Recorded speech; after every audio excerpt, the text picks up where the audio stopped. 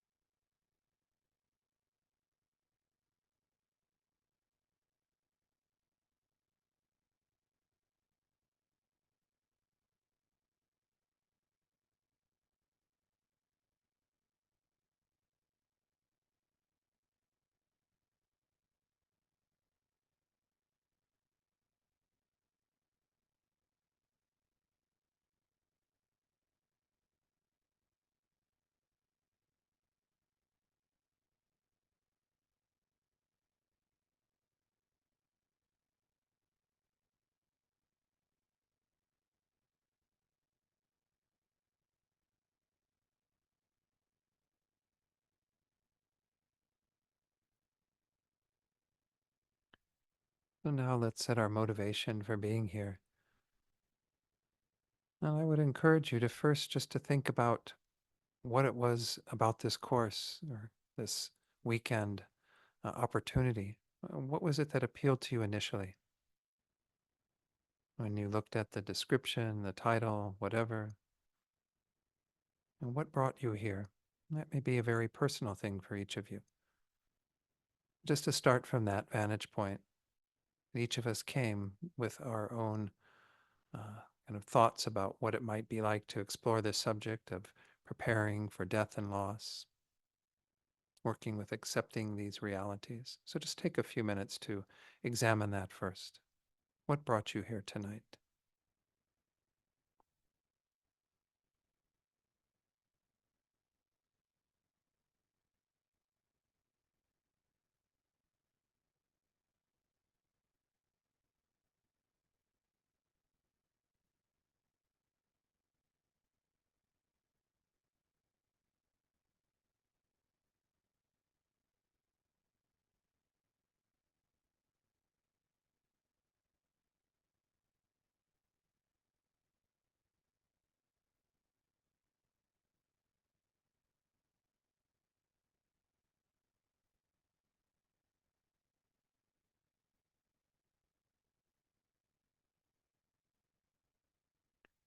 So then, whatever it was that was your motivation for coming here, I'd like you to entertain the idea that we always want to try to expand our motivation, to make it as big as possible, as vast as possible,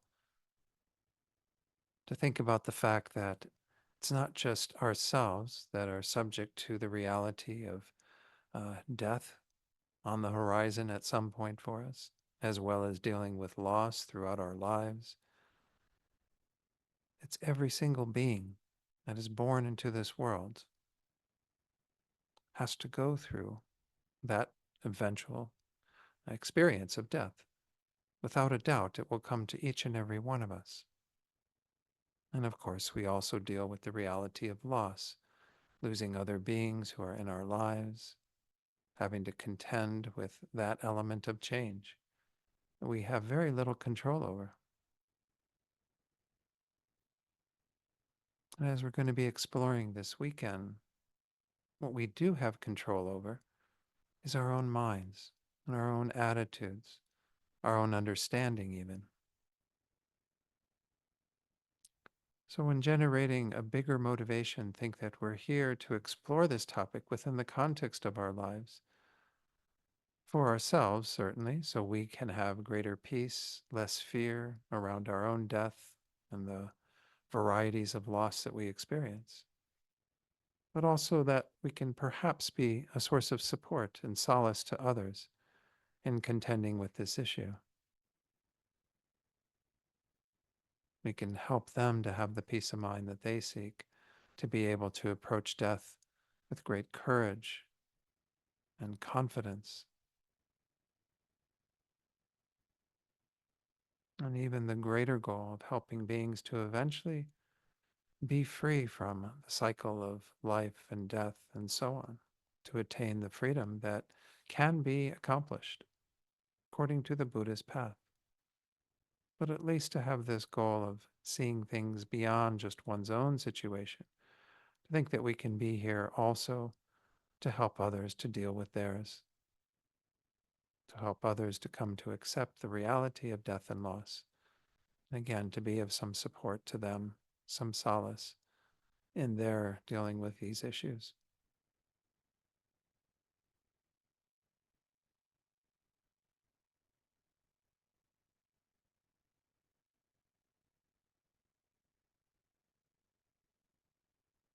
When you're ready, you can open your eyes fully and we'll start the class.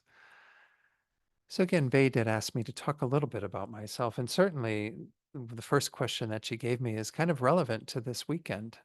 She asked how I found Buddhism, if I could talk a little bit about that.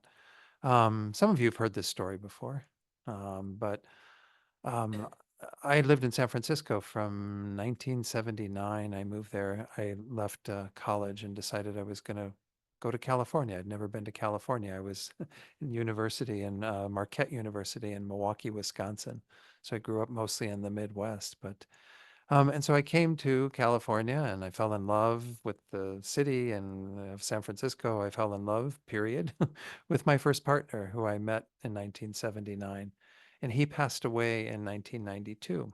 Of course, many of you know there was the HIV epidemic going on in San Francisco throughout the 80s into the 90s, and we still have HIV in our world, so, but he passed away in August of 1992.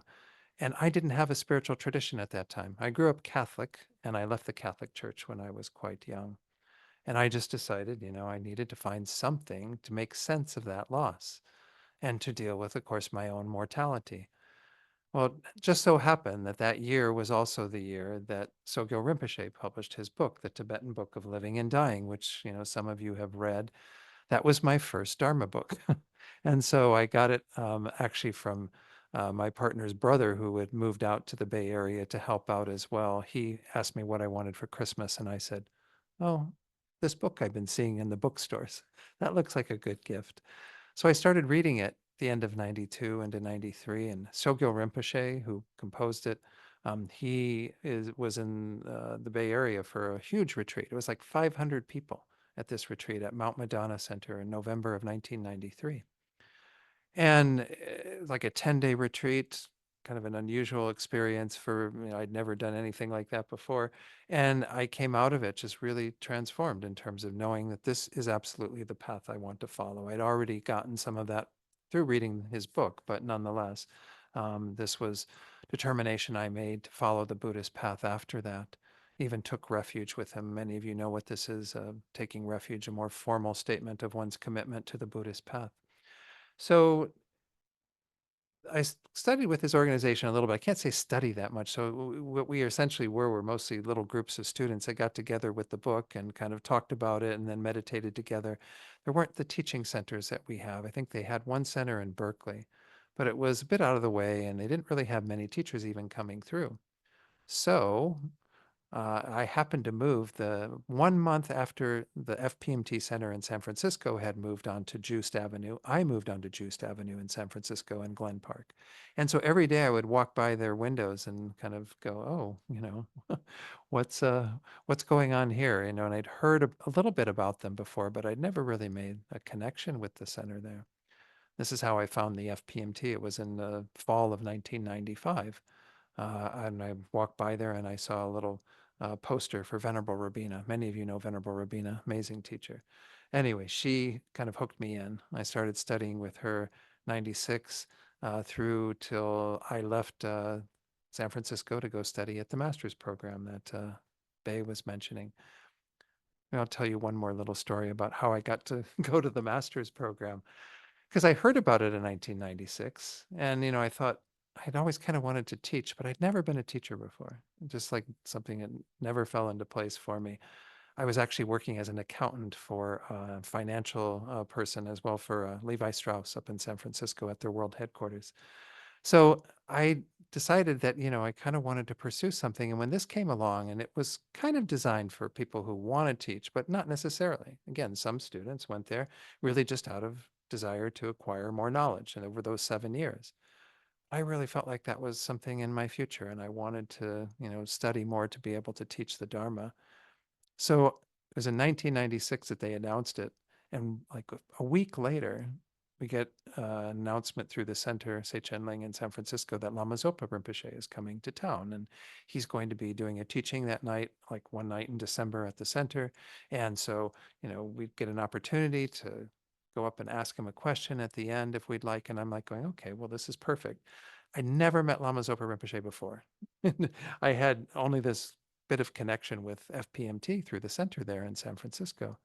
And so I decided to put this question to Lama Zopa. So after the teaching, I went up to him and offered a kata, the ceremonial scarf, and I think I gave him some sort of monetary offering as well. And then I said, Rinpoche, I'm thinking about going to the master's program.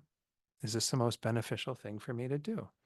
And so he took out his mala. Again, he had the longer mala. This is a wrist mala that I have here, these rosaries. But what they do in doing an observation is they grab the mala from two different points. They just grab it randomly, and then they go in bead by bead. And if it's, of course, the fingers touching, then you've got one answer. And if you've got a bead in the middle, then it was an odd number, and you have the bead there, and that's the other answer. Well, he did this, and he goes, looks up at me, and he goes, "Yes, very good for you to go." And I said, "Okay, thank you, Rinpoche. I know what I'm doing." And I committed myself there, right there, to 7 years of study in Italy. So, and I never told that story to my parents. I think they would have freaked out. So, you know, you put like 7 years of your life in the hands of somebody who's like playing with a rosary or something. But for me, there was this confidence in Rinpoche. And that night that I had teachings from him, of course, at that time, it was very hard to understand Rinpoche, especially if you were new to his teaching style. And so I maybe got like 5% of what he said, but but I walked away from there just like elated because I felt like I'd really gotten this clarity from him. And that's the way Rinpoche always was with me. He was kind of always steering me in some direction. And eventually I made a stronger connection with him personally, where I received more teachings from him. But nonetheless, he steered me right to Geshe Jampa Gyatso, my teacher in Italy, who I benefited from immensely. But so then Geshe Jampa Gyatso at the end of the master's program is the one who really hammered it home that I was to teach. I went to him and I had a list of different things that I could do for money when I came out of the master's program, because I thought I'm going to need to make money, because you don't look at teaching Dharma as like your means of support. You look at it as something you want to do, but really you don't want to see it from that perspective of like it's all about money. It's not like a job or what have you. It's something you do because you want to do it. So I went to him and I had this list of these different things, and he said, you're going to teach. And I said, well, yes, Geshe-la, I'm going to teach, but I need to make money, and I don't really want to have that kind of mindset around that. And he said, but you're going to teach. You teach. And I said, well, yes, Geshe-la, but could you please do an observation on these 6 things? And so he did. He eventually agreed to doing that. And so he went and he did his own little observation. I think he did it with dice. There's different ways of doing these things. They're called mo's in Tibetan. A mo. A mo is a sort of divination that they do. And I think it's all for show. They already know what they're going to tell us what to do or not to do. But he put little numbers next to each of these 6 things, and some of them were better than others. But then when he gave it to me, he once more emphasized, you teach. And I said, oh, yes, Geshe-la, I will teach. Well, I made a decision after leaving there that I was just going to teach. And I was, even if I had to keep drawing on my savings that I had from working at Levi Strauss, I was just going to teach. And so here I am still teaching.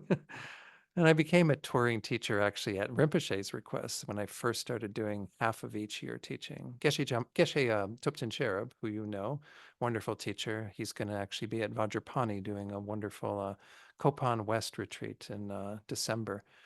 Anyway, he and I were co-teachers, resident teachers. He would be there 6 months of the year and then travel, and then I'd be there for the time he's traveling, and then and so on. Anyway, it worked out really well for a number of years, and then the pandemic happened and it became a little more difficult. And um, so I went into being a full-time teacher on the road. Now, again, on the road these days doesn't mean I'm actually traveling. I'm doing a lot of teaching that's online. But anyway, sorry to give you all those details, but those were some of the things that Bay had asked me to talk about. Again, going back to the initial part of my story, I mean, I came to the Dharma out of dealing with the reality of death. And I think that many people do come to the Dharma out of something happening in their lives that makes them kind of wake up to, okay, what's going on with life? What am I doing with my life? What is it that life is all about? Again, I'm going to be working with that from a Buddhist perspective this weekend. We also, of course, I don't know who's all in the room here as well as in the Zoom room, but the idea is also to be open to just how we use some awareness of death, regardless of our spiritual tradition, regardless of what we're doing. You may not consider yourself a Buddhist, and that's perfectly fine. I will be talking about the Buddhist perspective on things, but a lot of what I talk about can be applied whether you consider yourself Buddhist or not. Because we're all dealing with these same realities. As we did in the meditation, we look at the reality that every one of us has to deal with death being on the horizon for us. And every one of us has to deal with the reality of loss. Something, people going out of our lives, losing other things in our lives, losing our vitality as we age, and so on. So these are some of the issues we're going to work with over this weekend. recognizing that there's good reason to actually look at these things and to be aware of them. Maybe I'll start there in terms of giving some context for what we're doing. I do have a little slideshow. It's not really too many slides because I mostly am going to be kind of talking about the things that are in the slides. It's mostly topics and things that are there. Um, but these are the things that I want to touch on over the course of this. We'll see how much of this I actually do, in a real detailed way. But first, just to approach the topic of death. How do we work with that initially? The Buddhist view of death so that we have an understanding of what Buddhism says about death, at least particularly this Tibetan Buddhist tradition that we follow here. And then something that actually comes from the Pali teachings, the Theravadan teachings, the five remembrances. This is a wonderful little thing that there's these little gems that happen in other Buddhist traditions that I like to pull from occasionally because there's something that we don't necessarily see. So anyway, I'm hoping that you gain some benefit from that. There's also these two Pali words that are used, samvega and pasada, that I'll talk about in the context of that. That comes from some teachings that I read by Larry Rosenberg, who's with the Insight Meditation Society. Then number 4 is something you may have heard if you've been around Tibetan Buddhism for a while, which is the 9-point death awareness meditation. Again, we'll be framing that in terms of how to look at it in a general way, regardless of our spiritual tradition, but it's a very powerful way to bring the awareness of death, of ourselves, of others, and so on, but primarily of looking at our own death. And talk about what Tibetan Buddhism says about the actual death process. I won't go into that in great detail because I think that gets a little too esoteric, but just to give some flavor for what Buddhism says. I know we hear this in our world, right? That nobody knows what happens when you die. Well, Buddhists do. At least it seems they do. They have some knowledge based on the teachings the Buddha gave, particularly in what are called the tantric teachings, the tantric tradition, that gives some insight into what occurs as we go through that process of death. Of course, we do have nowadays many people who've had near-death experiences who speak to that. Then a little thing that I took from a book by Christine Longacre, who's actually a student of Sogyal Rinpoche's, who again I started studying with and took refuge with. Her book called, God, what's the name of it now? It just slipped out of my mind. Anyway, we'll get to that in a moment or later in the course, later in the weekend. The Four Tasks of Living and Dying. It's a really wonderful way to talk in a bit more secular context again, what it is that we really need to do to make sure that we take advantage of this knowledge and awareness of death so that we can prepare accordingly and use our lives meaningfully. And then I'm going to go into a little bit of, if we have time at the end, other preparations for death, things that are also very relevant in our everyday conventional world that I think we need to be mindful of and attentive to. I just went through the passing of my mother. She died in June and of course dealt with her estate. And I'm so grateful that she actually had all of her ducks in a row so that it was quite smooth in dealing with everything. And so those sorts of practical concerns that regardless of your age, I think we should all make sure those things are in place. So I like to touch on those too when I talk about death and loss because sometimes we don't hear it anywhere else, we just kind of keep going forward day by day. Anyway, sorry to spend so much time looking at that. Let's go ahead and start with a nice little quote. This is from a really nice book, Being with Dying by Joan Halifax. She's actually the Roshi at the Zen Center, Upaya Zen Center in Santa Fe, where I live. Her book says, a few years ago, a dying friend read me some lines from the Hindu epic, the Mahabharata. They made me smile. Virtuous King Yudhishthira, who's the son of Yama, the Lord of Death, is asked, what is the most wondrous thing in the world?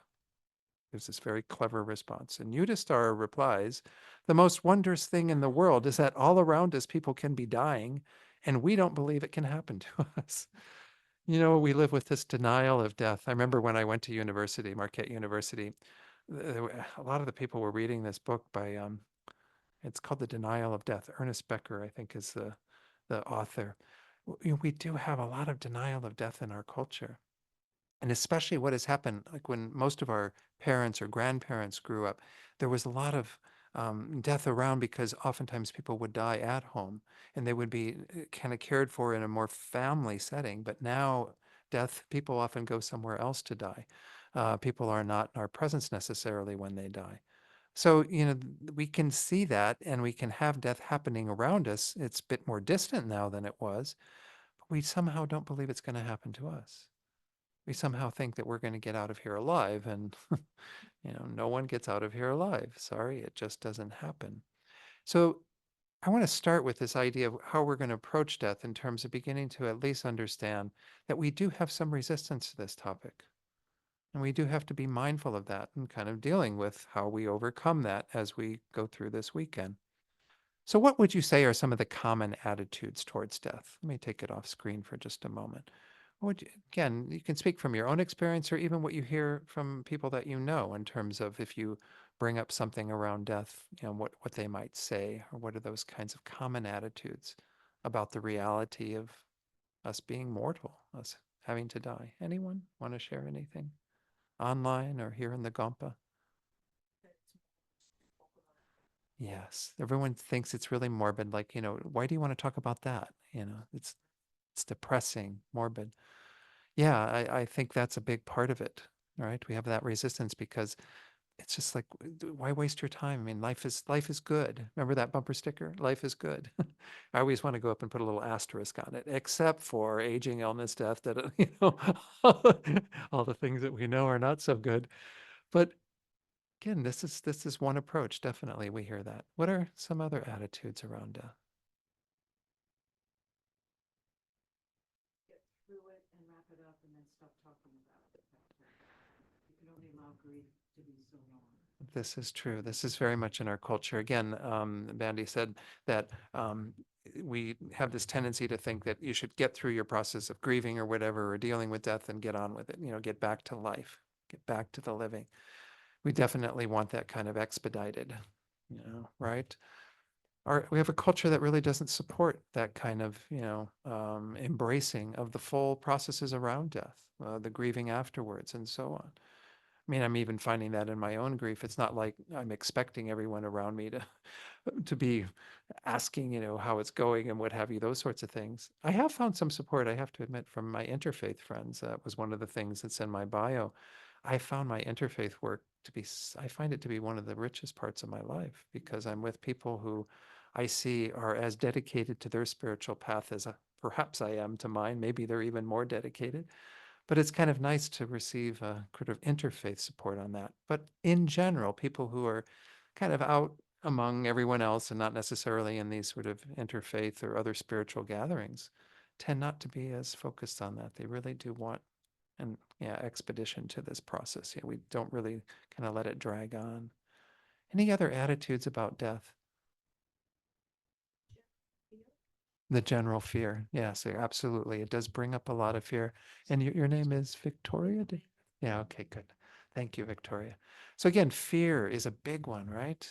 Because it brings up stuff for people around, oh my God, I don't know how I can possibly even think about it. It's just too frightening to think about one's own death. Yeah, Sally. Say that, I mean, I believe I'm going to die, but it's not going to happen right away. I've got things to do, so it's not imminent. And I'm quite old, so, it's Yeah. quite a bit in the future. Right. In terms of the way I look at it. Right.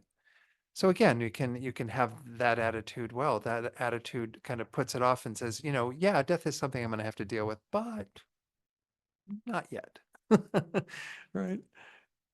Yes, please. I feel we should have an expiry date because we don't know when we're going to die, and just preparing for that period before that. Uh-huh. Like, is it going to be when I'm 110, or Yeah. do I have to save enough for that? Or, I mean, just the uncertainty of how long you're going to last, right? Yeah. That's very unnerving Yeah. sometimes. No, I agree with you, Gitu. I mean, think that that is one reason why people don't want to deal with it either, is because yeah, it's not something that finite. Like if we're going to go on Yeah. a vacation, well, then we know the dates we're setting and we know when we have to get ready and we know all the things that we Yeah, have to do. exactly. But this is like this nebulous thing of it could happen anytime. And again, the tendency is like what Sally said of thinking, oh, it's going to happen way out there. Yeah. And it does happen way out there for a lot of people. But again, as we're going to discuss in the death awareness meditation, not for everyone. You know. So there's that variability to it that also makes it Yeah. difficult. Yeah, that's another good point. These are all great answers. Deal with two things a lot. One, in my work, I deal with this perception it's just too hard, so I won't deal with it. Uh, when things are dying, a lot of people are like, I won't be there. I need to leave. I don't want to be present for the death. I'm like, I just can't bear it. And this kind of like Mhm. attitude of like, I can't be present with it. It's too difficult. And then I also deal with like a whole subset of acquaintances and friends of mine. They all seem to like fall into this like kind of like privileged young male. Like they think they can beat it. Like there's this new book, Outlive, and they're like determined to beat it and live. And there will be like some scientific breakthrough and they will like have this ageless body. And so like I deal with those two like things all the time. Interesting, yeah. So that inability to be present with it, to just think, yeah, it's too much or Yeah, I'm whatever, just to step leaving. back. And then, of course, that attitude is kind of an interesting one. This like immortality. Yeah, somehow people are going to beat it. Haven't seen anyone beat it yet. You know, Oh, like these are guys like in their 30s and maybe like uh, 40s. But yeah, that book made a huge impression on several of the people I know. yeah. So again, these things become a block for us. If we put these thoughts and these attitudes up and that's what we're going to focus on, well, then we're not looking beyond that. We're not looking at the reality of death. Let me share with you a little bit of it. These were just two things that were mentioned in so the one course that we have. I actually taught this for Ocean of Compassion back in 2020, I think. Um, it's called Heart Advice for Death and Dying. One of them is exactly what we were talking about, Victoria brought up, being excessively frightened, having fear. This entails expecting a horrible, painful experience at death. Maybe we have that trepidation, or believing that death means total annihilation.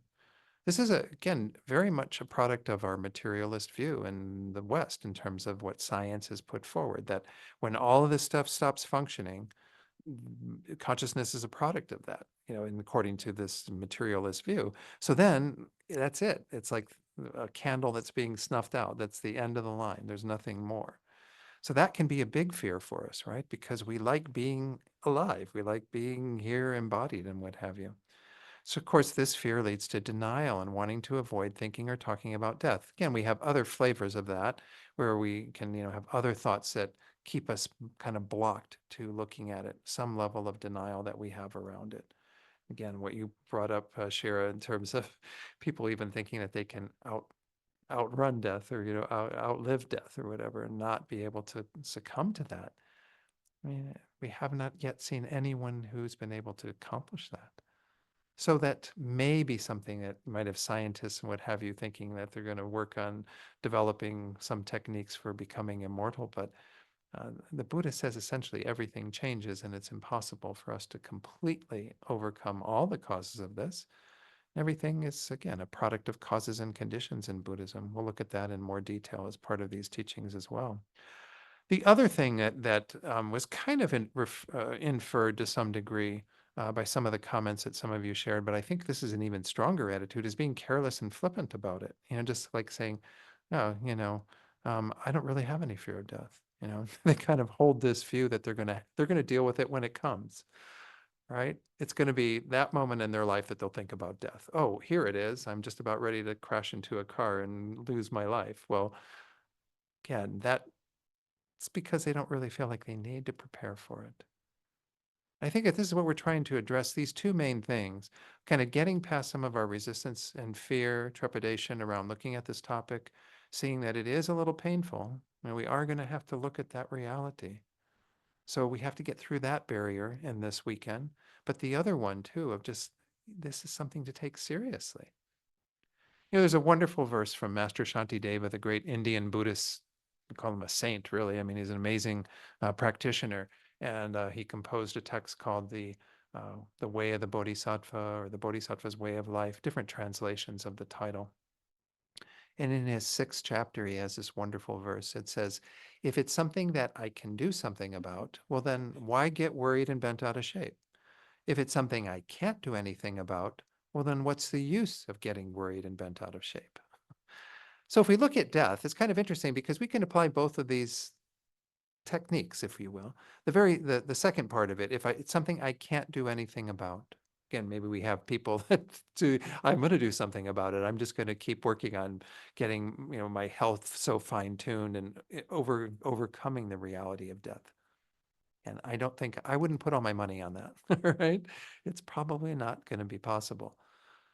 But that is something, again, we cannot do anything about, that death is going to come for every single one of us. So at some level, the worry and the fretting and the fear and all this is not really useful, right? Because it's something that we have to deal with. We have to face the reality of death.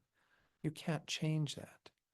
You might be able to change when death comes to some degree by taking good care of your body and exercising and eating right and all these sorts of things. Don't get me wrong, those things do have some bearing.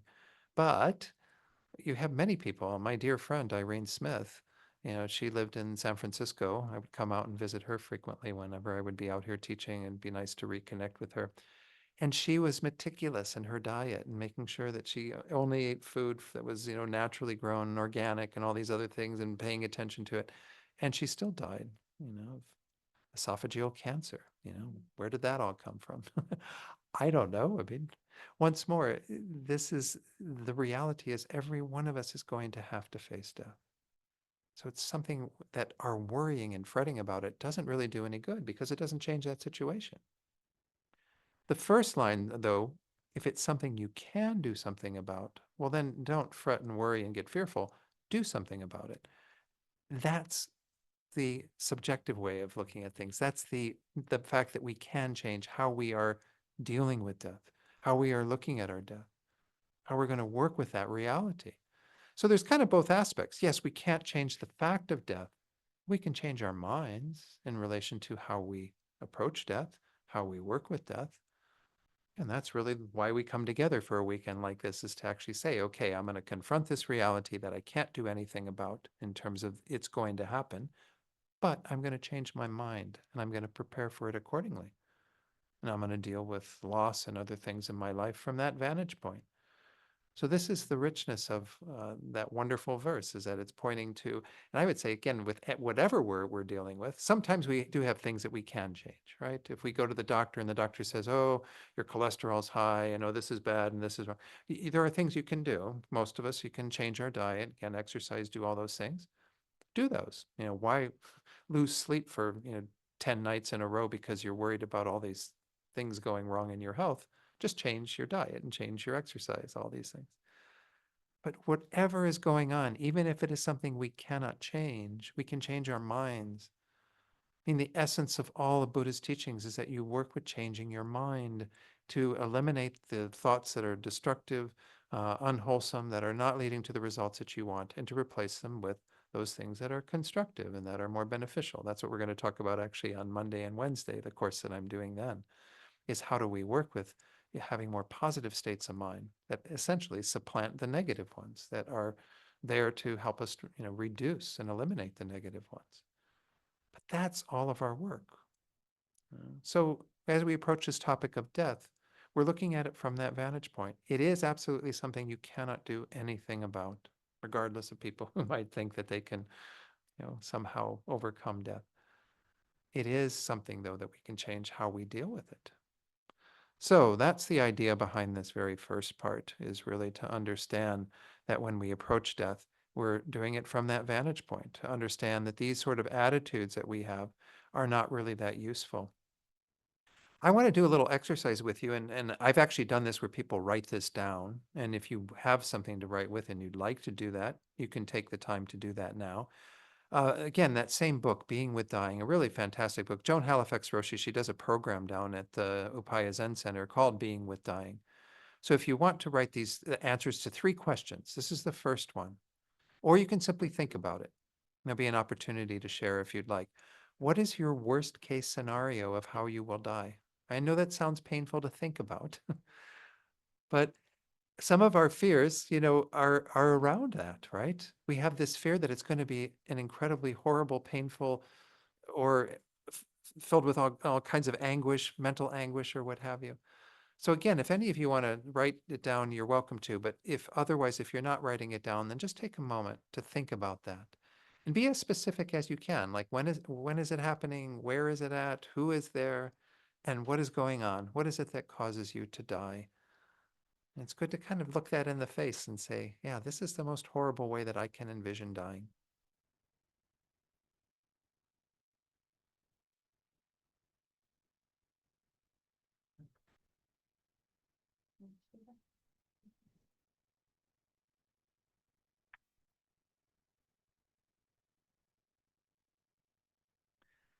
Again, you don't have to make up a whole Hollywood movie about it, but but just some idea of what would be a worst case scenario.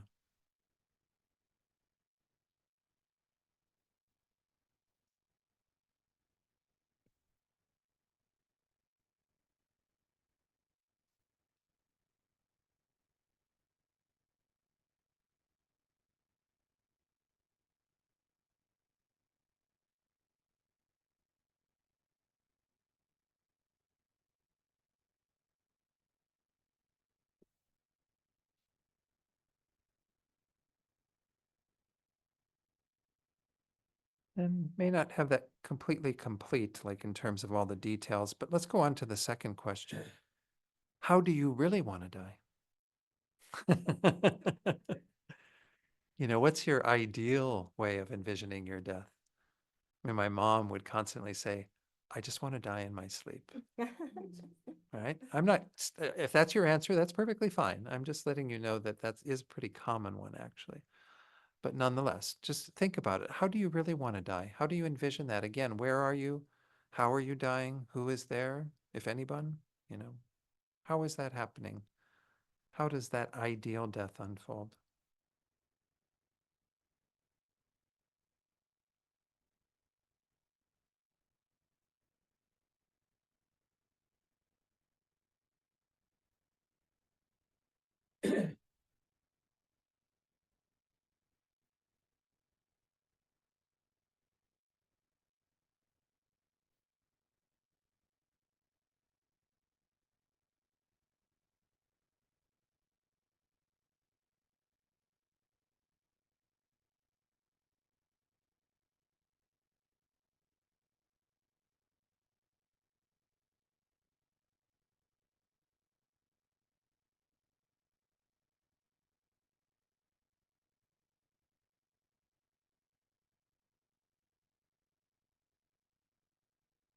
Okay, so hopefully we have again at least some idea of an answer to that question. And then she asked this, and maybe this isn't something you have to think about a whole lot, but what are you willing to do to die the way you want to die? In other words, again, we might not have complete control over that, but what does it look like to get our heads around some type of effort we have to make or preparation we have to make to be able to die the way that we would like to?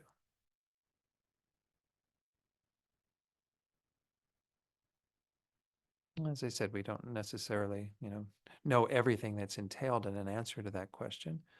But even are we willing to be here this weekend and be present with this topic, and to investigate our own feelings around death and dying? I mean, these are things to think about. And this isn't, again, just something we do over a weekend. This is ideally something we do every day of our lives from here on out until death does come. Are we willing to make that kind of effort to die the way that we want to? Okay. So let me open it up to sharing. Again, if anyone online wants to share anything too, if you just go down to the reactions tab on your Zoom and click on that and do the raise hand, and then we'll know that you want to come in and share something. But also, again, anyone here in the Gompa, if you have anything you'd like to share, you don't have to share these, how you envision the most worst case scenario or the ideal one, but I'm kind of curious. Maybe others are too. Yes, please, Vandy. Do we have the microphone? Maybe it's probably a little bit easier because then, especially when we get into longer descriptions, then it might be hard for me to get all that back to folks, but yeah, great. Um, I I did think of just wanting to die in my sleep, but then I also want to be so awake and aware and conscious, eyes open, heart open, moving to the next, transitioning to the next Understood. phase, right? So I guess I would like to have a very, like, an illness or something or an accident, but just have it not, and have it last not too long, but be able to say goodbye and be able to embrace what's coming next, I guess. Great. Thanks, Vandy. Yeah. I think that's again, that my attitude prior to becoming Buddhist was very much of just going in my sleep, and my attitude afterwards is very much about being more conscious and aware. But again, I'm not saying that that's the right answer. We have each of our own answers to that question. And it's very much a product of our own minds. So thank you for sharing that. Yeah. Anyone else, anything about either your ideal or your worst case scenario? Yeah, Victoria. My worst case scenario is to die in pain and a prolonged death, and not being able to handle it well, Hmm. and potentially alone, maybe not without somehow separated from my friends. So Yeah. that's really a haunting worst Mhm. case scenario I've been thinking about for a long time. So. Yeah, yeah. No, dying alone is kind of a horrific thing for a lot of Mm. people. You know, even when my father passed away, we asked him because he had made a conscious choice to withhold his um what's it called, where the kidney treatment where you have the dialysis. Sorry, sometimes words just slip out of my head these days, but he had been undergoing dialysis for 6 months, and he made the decision to stop it because he was not a happy camper and wanted to just exit that way. And we asked him if he and was okay if he was alone, or whether he wanted us to be there and make sure that someone was by his bedside. He said it would be really nice. I'd really like that to happen, but he'd understand if we couldn't be. So I think that's a big one for people, not wanting to be alone. Yeah. But even, yeah, what you said too about like something kind of being drawn out and painful and what have you, that's really hard. Because we've seen it perhaps in other people. We see how much suffering can be there. I'll share mine of the worst case scenario because I actually have a dream. This is a recurring dream. So I don't know if that dream means that it's going to happen or not. Maybe I should knock on wood. But it's dying in like an encounter with somebody. It's usually somebody with a knife or a gun. And then like I'm on a street somewhere and it's like this. And I think what I'm mostly worried about is that I won't be able to control my mind at that point. Because even though it might be really quick, maybe the person just shoots me and I'm dead, is that my mind will be in such terror and like freaking out. I don't know. That's mine. I'm not saying I'm not worried about the pain of it, because I'm certainly that's a part of it.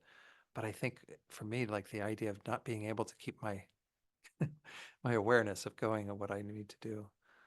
And I think like you, Andy, my tendency for an ideal one is really to have the opportunity to go out more gradually and to be able to be conscious and aware of the process and what's going on, be able to kind of say my goodbyes, do my practice, try to rest in my mind. I don't know.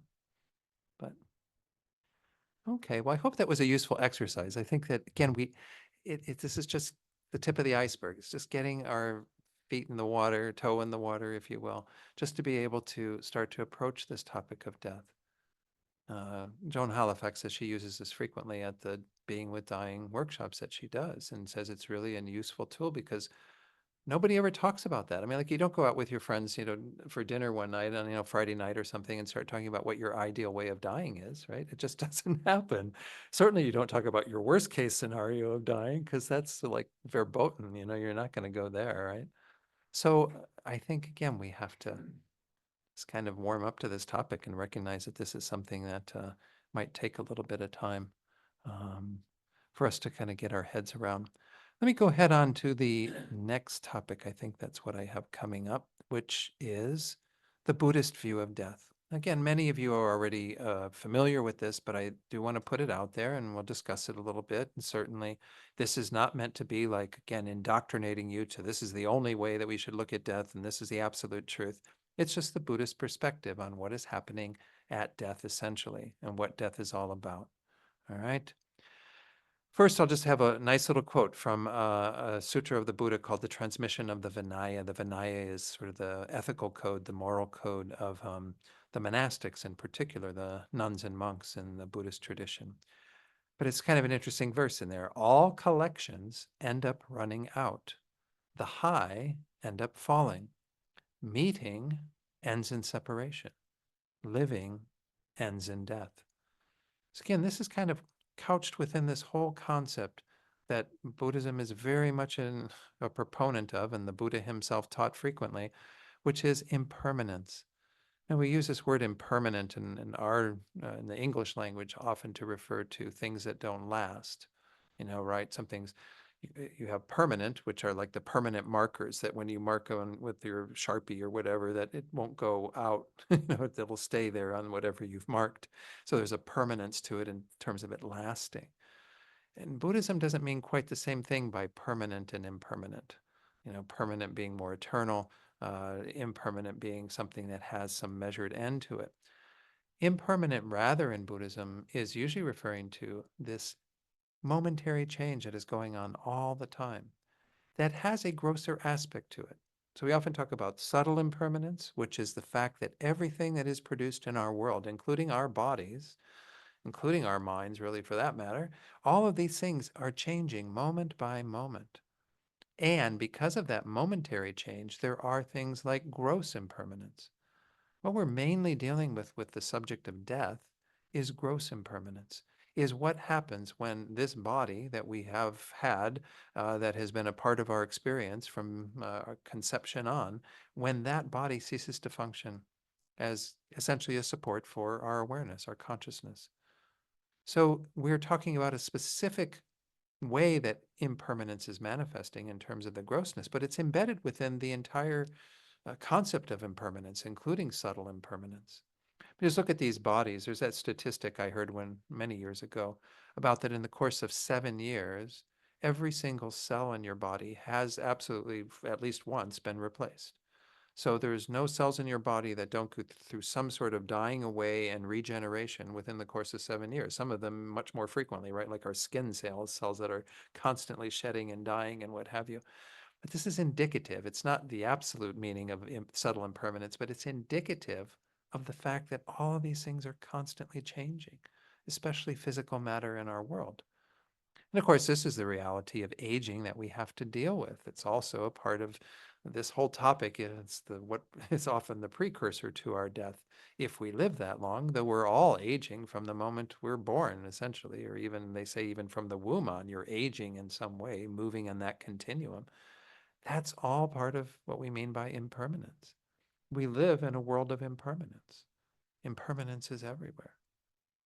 So let me go ahead. I've got a little screenshot for that, but essentially it's saying that same thing, that it's within the concept of impermanence, particularly.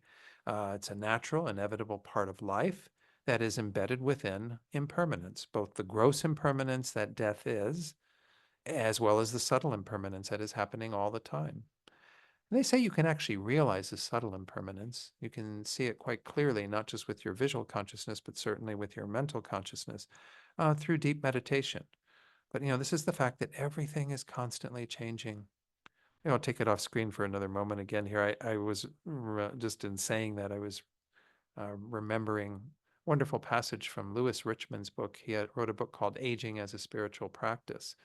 And in it, he quotes Suzuki Roshi, D.T. Suzuki, who many of you know, wonderful Zen teacher, one of the first Zen teachers to really come to the West and what have you. And they say that Suzuki Roshi was teaching in front of a group like this and went on and on about a lot of different concepts and things within Zen. And one student raised their hands and said, Roshi, you've been saying all this stuff, but I haven't gotten a single thing. Can you tell me something I'll understand? And according to Lewis Richman, Suzuki Roshi said, everything changes. Those was the words that he gave. I mean, it's like, it's very Buddhist in terms of like the Buddha himself could have said it, right? Everything changes. Everything changes. All the things in our world are subject to change all the time. It's not like, this is one of the biggest sources of pain for us, right? Because we like to hold on to things as if they could be set in stone and unchanging. And look at what happened with the pandemic. My gosh, when, all of a sudden we were all facing the reality that the world that we were living and the things that we were doing and how everything was unfolding came to a complete crashing halt, and we had to like readjust our lives because it changed. That's pretty drastic change. That's a pretty gross form of impermanence. But it's the fact that everything is constantly changing that gives rise to those grosser experiences.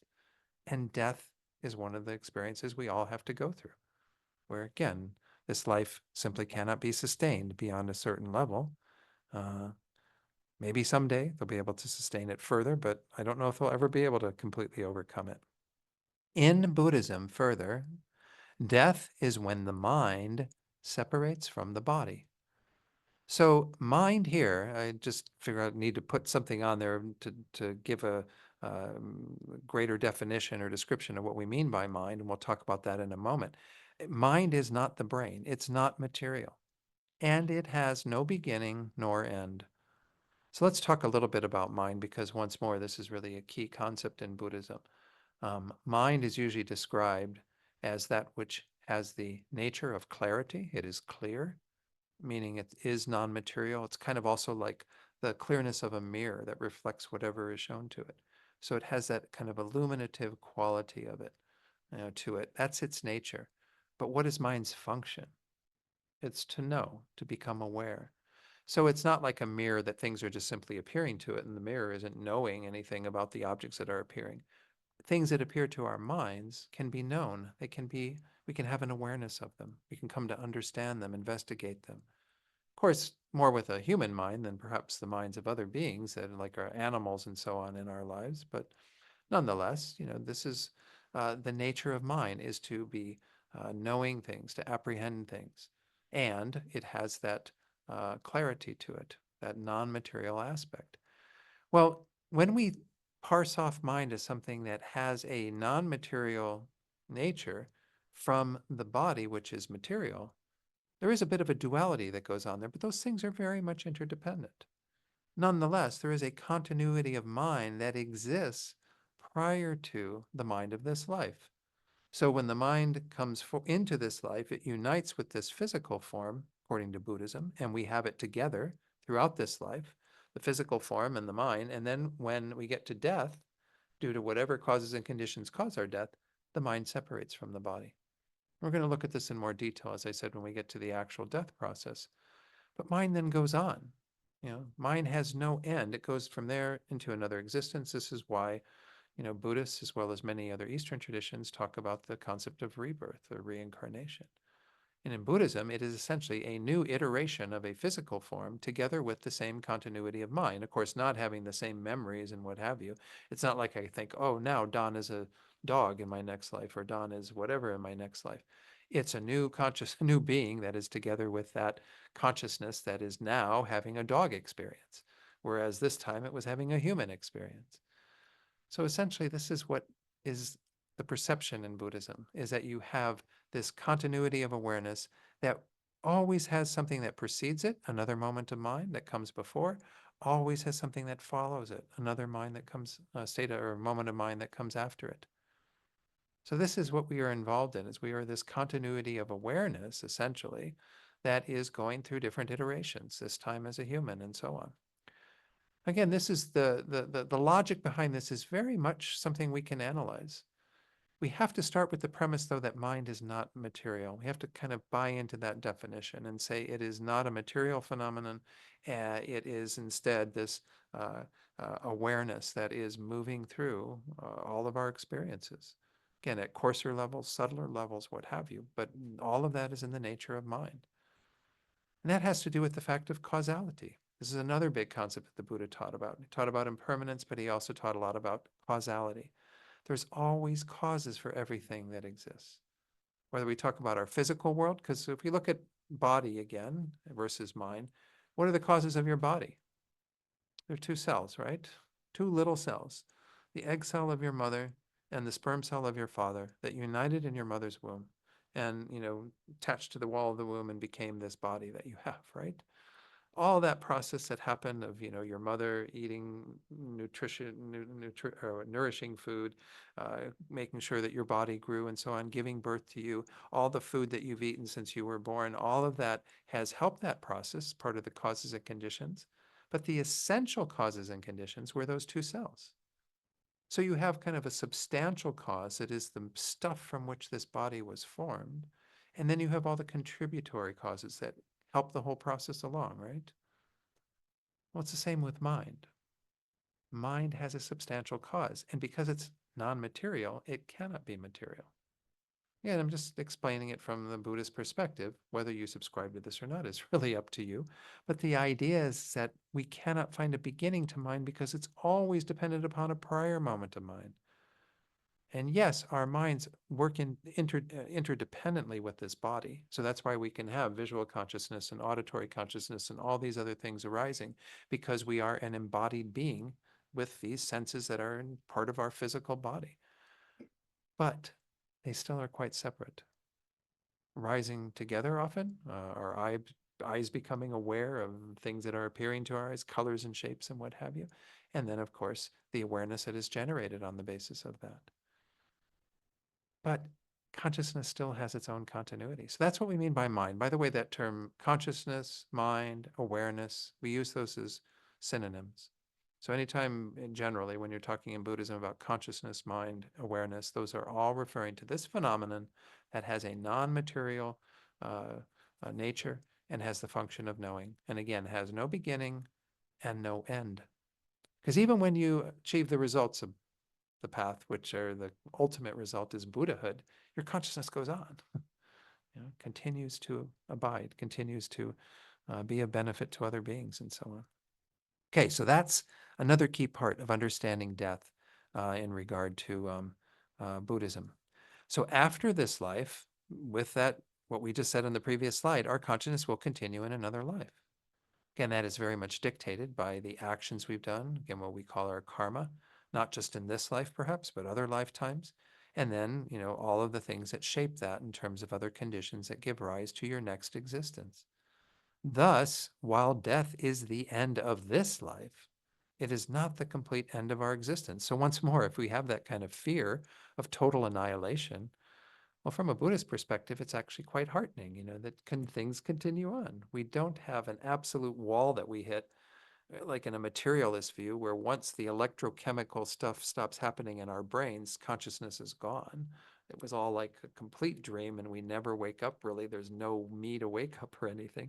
Well, that's a whole nother teaching. But the idea is that the materialist view would say that it is all just a segment from when we initially had some level of conscious awareness till when death happens, and that's it.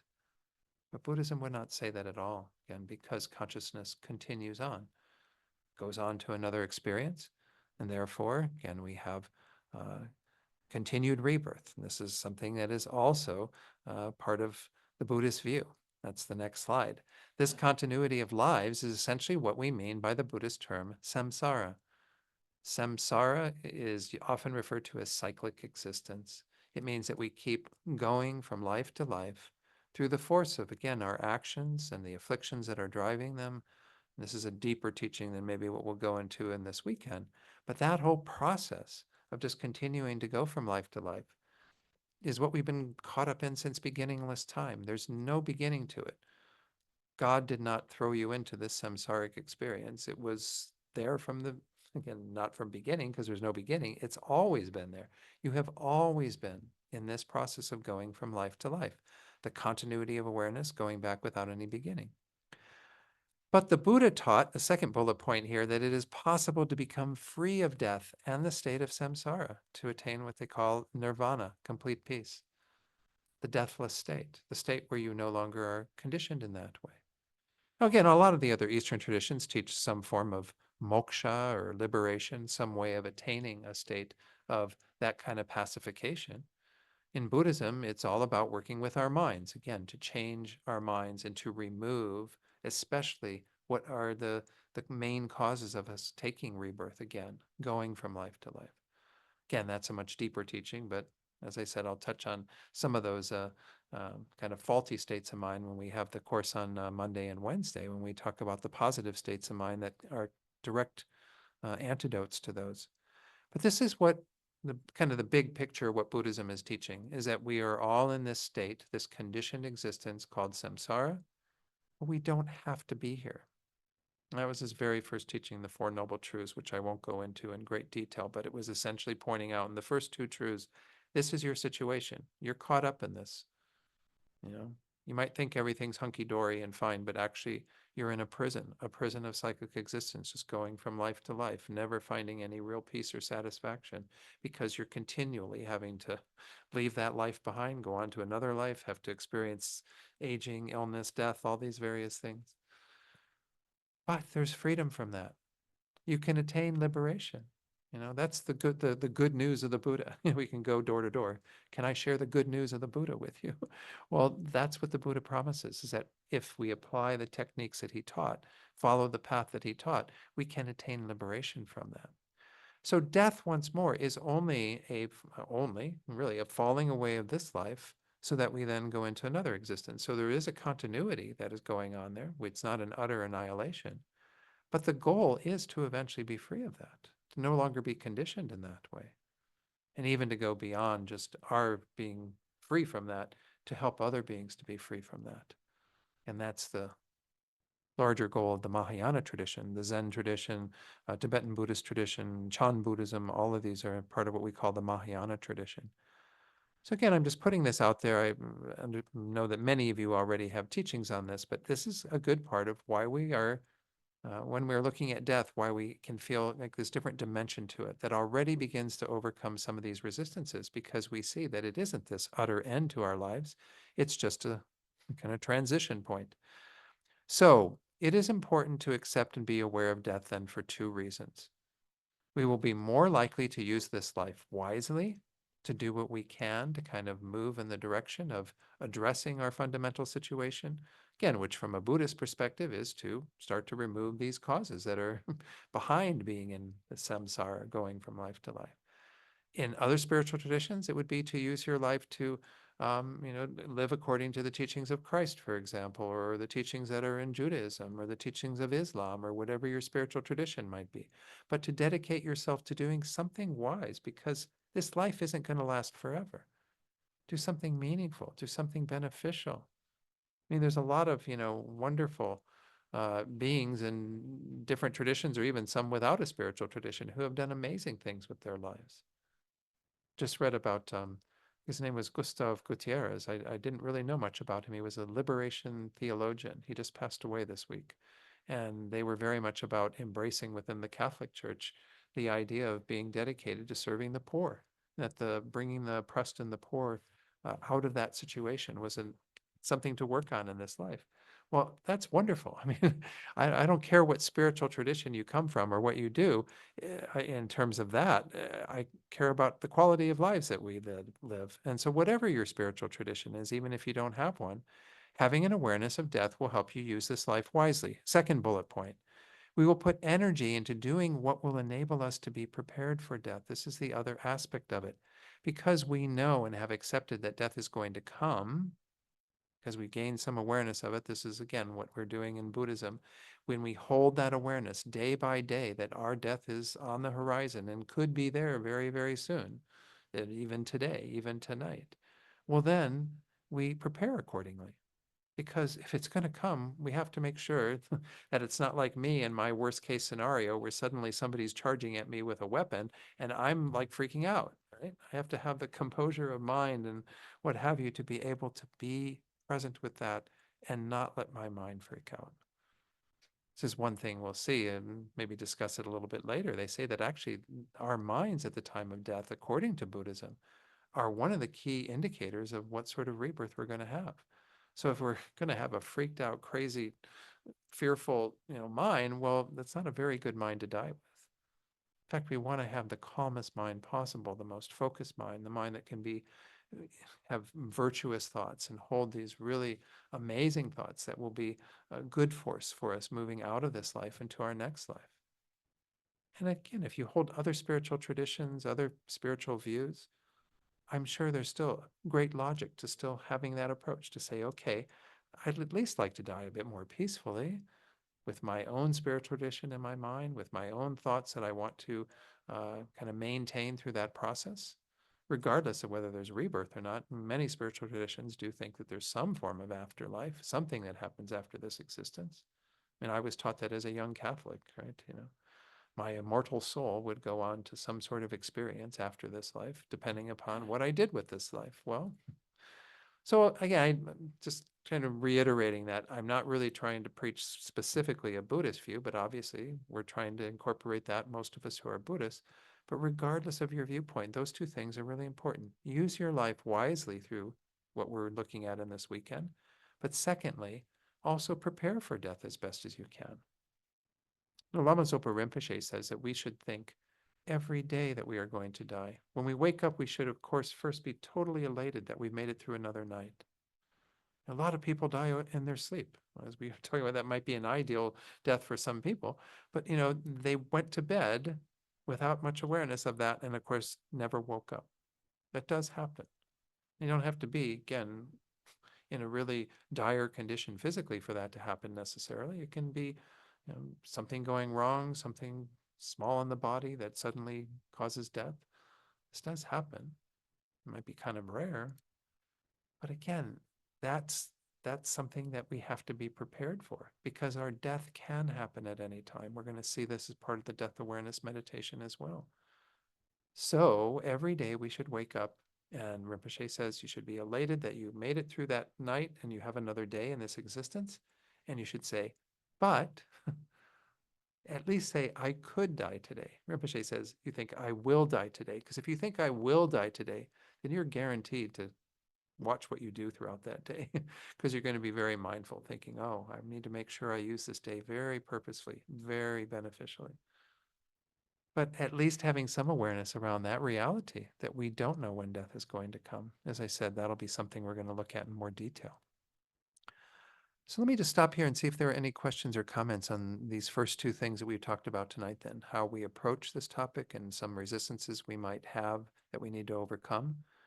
And then the Buddhist answer to all of that, that does maybe get rid of some of that anxiety or fear, but it compels us then to do something really important, to use our lives wisely and to, again, be prepared for death. Any comments or questions at this point? Yes, Bandy. We'll get the microphone. Sorry. Yes. Bay will bring it back there. Yeah. Great.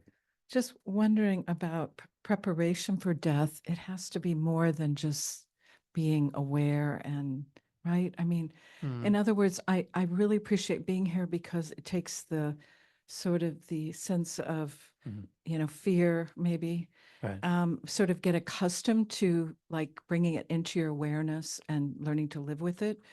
But I know it isn't really bringing it close up, I guess. So I just wonder how to better prepare Okay. beyond wills and trusts or right. Yeah. All that Things kind like of, yeah. that kind of stuff. Those practical considerations. Yeah. No, thanks for that, Patty. This is part of what we're going to look at this weekend is really the meditations that we can engage in, the reflections we can do every day if we wish. I mean, really, it's all, as it always is, it's always up to us ourselves as to how much we want to take on in regard to this. But the weekend is to give you some of the tools that we have within Buddhism that are helpful for us to prepare for death. And part of it, again, is to recognize that it can happen at any time, which is one of the, again, the big points in the death awareness meditation, so that we aren't shocked when it comes. I mean, I can say right now that I would guess that, hazard a guess, that for however many years each of us in the room have lived, and wherever we're at, Zoom rooms or here, we have lived with the thought that we're not going to die that day. And we've been right so far, right? Every day we got up and we didn't think about death. We just kind of went forward with life because we didn't think it was going to happen that day, right? And we made it through and we're still here. So we've been right so far. But one day we're going to be wrong. I hate to say, break the news to you, but one day it's going to be the day that death comes.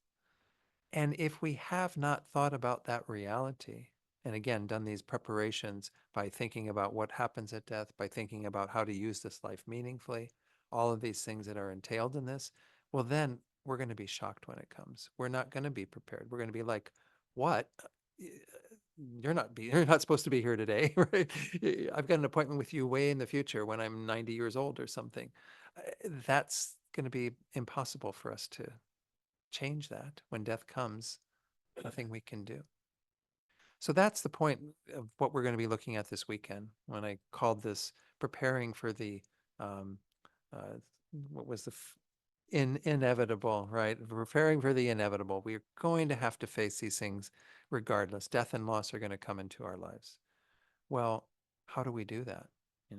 What are the Buddhist tools and the ways that we look at things that, again, don't have to be grounded solely in a Buddhist spiritual tradition, but are really useful for us first to get our heads around that reality that every day is a potential last day of our lives. And what do we do beneficial with what the time that we have? So really those two things that were just on the screen are really what we're going to be looking at. Again, now the doing the things that are meaningful, that might become very subjective because once more, you might have somebody like Gustav Gutierrez who decided that he wanted to dedicate his life to helping the poor. I mean, that's a wonderful thing. I mean, my gosh, amazing progress that he made in his time, but we still have the poor with us. We still have suffering with us. The Buddhist path is one of wanting to be rid of suffering once and for all, for ourselves, but also for all beings. Again, just another way of looking at how we make this life meaningful, how we use this life wisely. But we'll touch on that as part of the weekend as well. Yeah. So again, the practical considerations are important, and we'll touch on those at the end, but really it's more the spiritual preparations. How are we spiritually prepared for the reality of death so that if death comes today, we're like, okay, I'm ready. I can face death without fear. They say that the weakest practitioner, who at least has practiced, will at least not have that fear arise. The second best practitioner will, I think, have some level of fear, but have have greater confidence than what the first one does, but still have no fear. The third one won't really have fear at all, but really, moreover, has an anticipation of death. We're almost looking forward to death. I mean, that's quite a practitioner, and we'll talk a little bit about why that's so. Why would anyone look forward to death? Well, in Tibetan Buddhism in particular, it's said to be a very powerful state of mind that happens at death that can actually be used in our spiritual practice. So that adds a whole nother level of anticipation around death if we're willing to go there and work with that. But once more, we can't just say, oh, well, that's what they say about it. Well, I'm just going to wait for it to happen and then it'll happen. No, you have to be ready for that too. If you haven't prepared accordingly, then that's just going to go through a moment in time, just like it has every other rebirth that we've had, where we just go through the death process and we don't take advantage of that. So we'll get to that again a little bit later, but that's the whole point, is to be spiritually prepared for death. And of course, to use this life well while we have it until it's over. Some serious stuff, but it's also stuff that should make us feel like glad that we're addressing it, because otherwise it's just another day of ignorance, another day of ignorance, another year of ignorance. My God, this whole thing about time going faster the older you get, it's very, very true. I can tell you, from my vantage point, and everyone in the room is having some experience of it. They have a name for this phenomenon. Like the Western psychology has come up with a name. They've coined a word for the fact that it seems like everything's getting faster and faster, the weeks going by quicker and quicker. So we have to use the time while we have it. Any other questions or comments? Okay. Anyone online have anything you'd like to share? Again, if we had more time, if it was maybe even like a retreat setting or something, I would love to hear more about people's backgrounds and what brought you here more specifically. You're certainly welcome to share any of that at any time, but I do want to make sure that people know that everything is being recorded. So if there is a time where you feel like you want to share something around death and dying or some of your experience with loss or what have you, that doesn't feel comfortable sharing it for posterity in a recording, then let us know and we'll pause the recording. It's not a problem. Yeah, but I just want to make sure people kind of have that license to know that you don't have to, if that's what's inhibiting you from sharing something, by all means, we can pause that recording. Okay, let me go back to my slides then just to do a little bit more. We've got just another, I don't know, 7 minutes or something. I want to at least introduce what we're going to in this next topic. Oh, one little quote. I'm sorry, I put this in here. This is from a wonderful set of texts that are on the great treatise on the stages of the path by Lama Tsongkhapa. These are the commentary. This is from the commentary by Geshe Luntap Sopa. And this is a quote from this Karmapa Sherab O. It says, we should be afraid of death right now. At the moment of death, we should be fearless. But we get it backward. We are not frightened right now, but at the moment of death, we beat our breasts in fear. Again, by this, I just said that kind of fear becomes one of the obstacles, but that's the thing, is you have to go through the fear and experience the fear to become fearless. Fearlessness doesn't come from not having fear. Fearlessness comes from working with fear, working with the reality of it's still a very fearful thing to think about, but we're going to choose the fearless path. But we have to do that in advance, not, forget about it now, be careless about it now, and then think that at death we're going to be fine. No, at death you're going to be filled with fear because, again, you won't be really ready for it. Let me introduce this topic of the five remembrances because this is a wonderful way to start your day. Once more, this is from the Pali tradition. And as I mentioned, I attribute my first exposure to these through Larry Rosenberg, who wrote a book called Living in the Light of Death. He's a wonderful teacher in the Insight Meditation Society, IMS tradition. Um, and it's really a wonderful book to read. And I had never seen these five remembrances before. And I think they're very, very powerful. So this is Thich Nhat Hanh also teaches them in this book called Fear. So I'm using a little bit of his introduction to it and talking about them. And then I'm going to use some of Larry Rosenberg's quotes just to elucidate a bit and go from there. One of the most powerful ways to transform our fear of loss and death, to confront again what we were just talking about, is with the practice of the five remembrances. If you breathe slowly and mindfully, in and out, deep and slow, while you say these remembrances to yourself, it will help you look deeply into the nature and roots of your fear. So, by the way, I'm planning on making all these slides available to Bay, and you've got the registration of everyone who's, the email, so you can get that out to everyone, or I can have them out on a link, whatever. But we'll make sure that you get these slides. The five remembrances are, these first three are, again, what we've been talking about, aging, illness, and death. I am of the nature to grow old. I cannot escape growing old. Again, by growing old, we mean even when you're 5 years old, you grow to be 10 years old, even if you don't grow beyond that, if you were to die at 10 years old. But obviously, aging becomes more of a problem when we do enter into old age, when we do have difficulty with these bodies. This is the nature of our existence. Once more, a part of the law of impermanence, that our bodies are going to change. We are going to go from being that little fertilized ovum in the, the wall of the womb of our mother all the way to an aging, decrepit person if we live that long. Many people don't live that long, but nonetheless, we cannot escape that. Again, you might be able to temper it to some degree, and you might be able to get, plastic surgery and Botox treatments and whatever it is to maybe not look as aged as what some people might look, but you're not escaping growing old. I hate to tell you, you're just putting cosmetic on, some sort of a change in the appearance to cover over that. Secondly, I am of the nature to have ill health, to get ill. Is there anyone in the room who has never gotten ill? Right? We've all had some form of illness. Some of us maybe a lot more illness than others. Who knows? I cannot escape that. I cannot escape having ill health. Three, I am of the nature to die. I cannot escape death. I mean, these three are already really powerful. If you just work with those three remembrances every day, that's already a big one, right? Remember, these are the things that the Buddha actually saw as Prince Siddhartha in his story of attaining enlightenment and, going on his spiritual quest.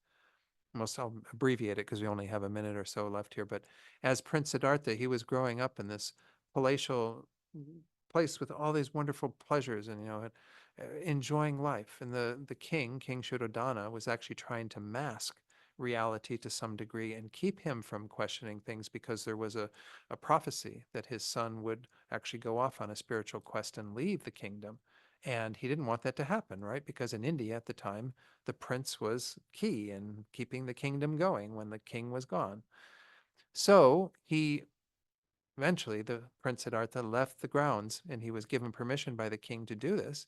But the king, unbeknownst to the prince, had tried to make wherever the prince went look exactly like the palace so that he wouldn't have any questioning mind about looking at the nature of things. But somehow things crept through. On this first trip, I don't know, they say different order of these. On the first trip, he saw someone who was aged. On the second trip, he saw someone who was ill. The third trip, he saw a funeral procession with a corpse. He'd never seen these things in the palace. I mean, it sounds outrageous. Maybe it's meant to be more of a metaphor than it is an actual story. But we often don't, even though we have those things. What was that quote, right? From King Yudhishthira, where he says, it's a wonder that we can all have this happening around us. We can see people aging and people getting ill and people dying, and we think it's not going to happen to us. So again, the Prince Siddhartha saw these three things on these three trips and began to see that life was not satisfactory, that this is something we all have to deal with. He essentially was doing this meditation here. He was saying, I'm subject to aging. I can't avoid it. I'm subject to illness. I can't avoid it. I'm subject to death. I can't avoid that. He didn't know this before, they say, again, in this the way it's told. But do we really know it? Meditating on those three, even, maybe what I might encourage you to do for your little homework for tomorrow morning is maybe when you wake up tomorrow morning, if you remember, you can put a little note by your bedside or whatever, think about these three thoughts. I am subject to aging. You don't have to give the exact words. I am subject to illness. I am subject to death. This will happen to each of us. Again, old age, only if we live that long, where we get to where we are perhaps a bit more decrepit, but we all have to deal with illness at some point. All have to deal with death for sure. And even aging when we're younger is sometimes a painful process. When I think about coming back as a human again in another rebirth, that's one of the most painful things to think about going through high school again. When like everything is crazy and your hormones are raging and everything's changing, your body is changing and and it's just a horrible situation in terms of the high school I went to was all this like, I think they all like that, like a class system, like, the cheerleaders and the football players and the whatever. And I was with the brains, I think, they called them the brains. I don't know. I'm not saying I have a great brain. I just ended up in that group. All right. Brain or mind? I said brain. It was brain then. It's mine now. Okay. All right. So let's conclude tonight. Just a minute over. So that's pretty good for me. 2 minutes over now, maybe. Anyway. So let's just have some thoughts to conclude. Again, we call this dedication. Let's think back over this hour and a half. We came into this space with some eagerness to look at this topic and our own motivation about why this is something important for us to examine. And then that greater motivation that we want to be able to confront this issue ourselves so we can remove and address our own fears, our own trepidation, be more at peace for our own death, but also so that we can help others to do the same and eventually to help all beings to be free of death, to find the peace that they seek. And we dedicate for that result now, thinking that through what we've done here may become a cause for helping all sentient beings, ourselves included, to attain that deathless state, even to attain the state of complete Buddhahood, the culmination of our true potential.